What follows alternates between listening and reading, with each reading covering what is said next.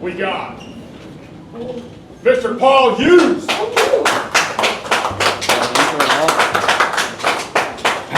There you have it. First of all, Paul, thanks for coming in today. How you feeling? How's training camp going on? Life is damn good, brother. Happy to be here in Fight Week. All right, cool. First question comes in from Kane Musa.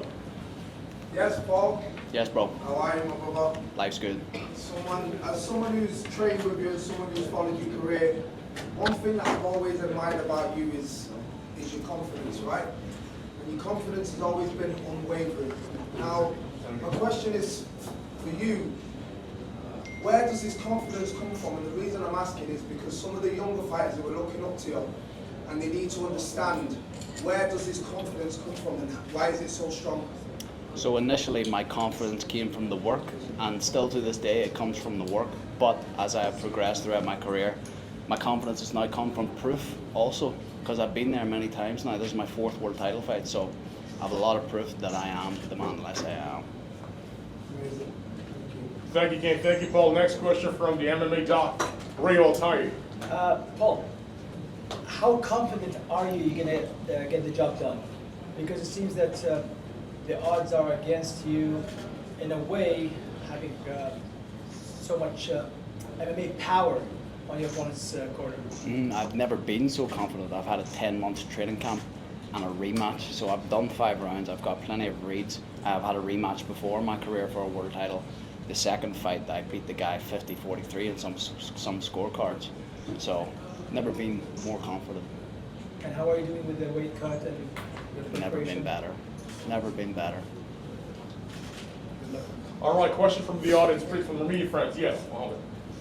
Yes, looking at the fight at January, what's the biggest hole you saw in Usman's fight? The biggest what, sorry? What's the biggest hole you saw in Usman's fight? Well, he doesn't have any holes. That's the thing. We're competing at the highest level here. I would rate him as one of the top 5 fighters in the world, so there are no holes. It's up to me to implement my game plan better than his on Friday night. Any more questions? I'm going to throw one. Yeah, Mr. Shaddy from the Shaddy Show. Question to Paul Hughes. My question to you is, Habib famously said that you deserve the rematch, while Usman didn't agree with him. He thought you did not deserve the rematch. What do you think about the comments from Habib and the comments from Usman Nurmagomedov? And how do you think this fight is going to go differently from the first one? Yeah, look, perhaps there's an argument for an immediate rematch, perhaps no. But I've went out there, I fought again, I had a 42-second knockout. I near killed the guy with the first punch, so I've earned my shot. How do you think the fight is going to go differently from the first one? I believe I finish him. I truly, truly do. I believe I drag him into deep waters once again, and this time I drown him. Do you have an official prediction for us, round or so? My hand will be raised. Thank you, appreciate it. Thank you, Shaddy. Paul, you obviously have a huge following in Europe. Now, coming into the fight this coming weekend, what kind of message do you want to send to all the fans here in the Middle East?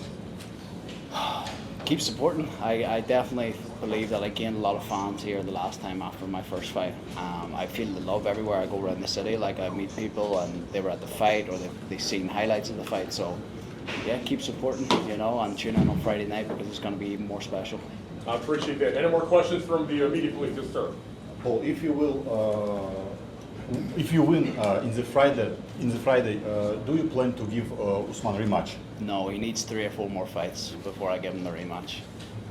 No, I'm joking. Look, we're doing a trilogy right away, no question.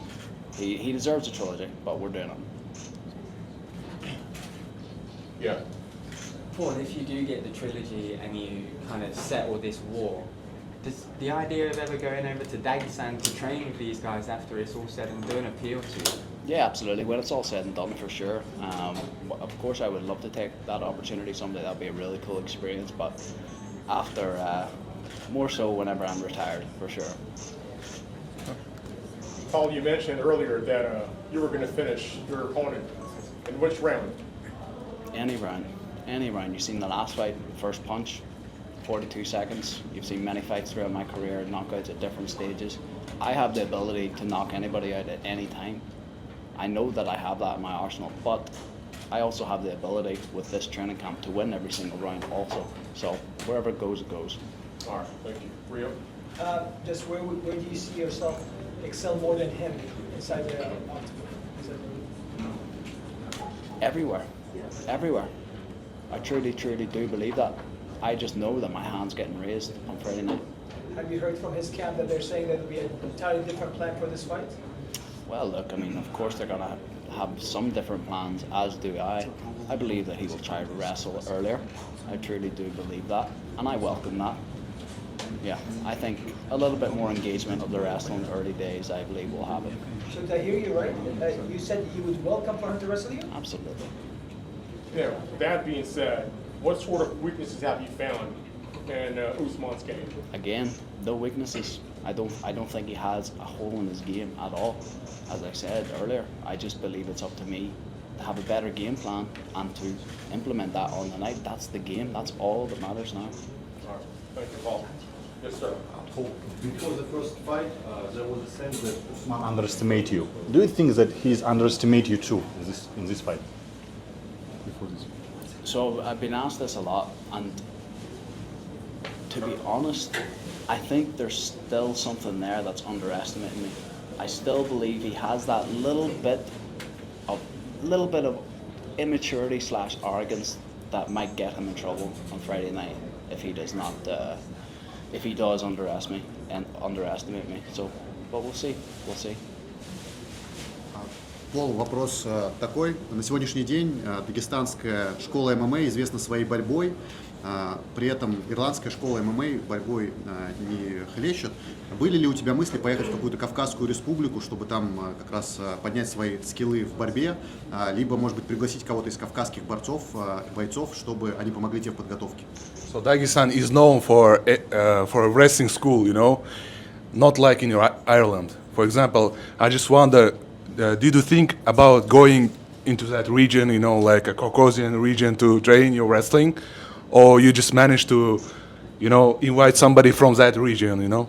Yeah, I've got Irish grappling, brother, and it's a very different game. You know, mixed martial arts is a whole different style of grappling, and that's where I feel like I excel in the well-rounded mixed martial arts game. And those in-between moments is where I feel like I perform best. So no, I haven't seeked out anything like that, nor will I.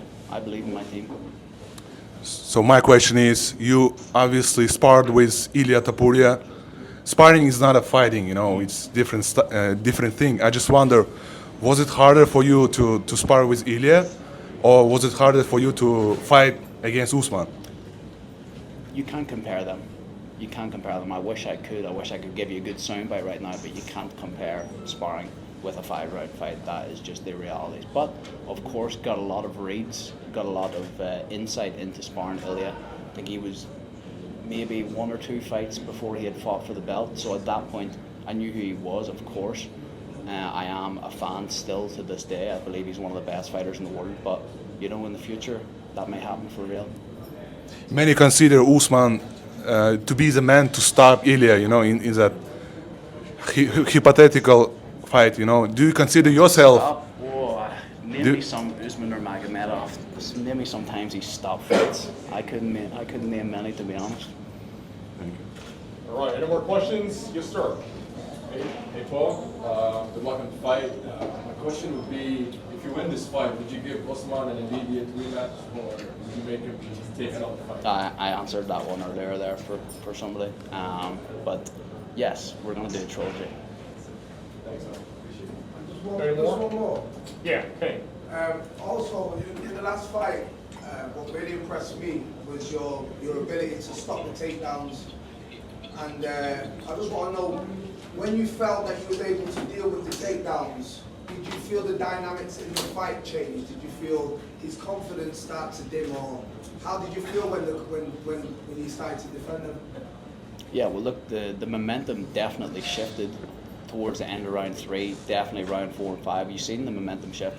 Of course, the head clash completely stopped that momentum at the end of the 4th round. There was a 3-minute interval to where, you know, the fight was stopped. 3 minutes is a hell of a long time, then followed by a minute rest in between the rounds. So the momentum was disrupted that time, but that's the game. Like, that is the fucking game. This is fighting, but this is why we love it also. Those odds may go in my favor this time with something, God knows, but that's why it's so exciting, you know. every time you get in there, because you really don't know what the fuck's gonna happen. You really don't, but that's why we love it.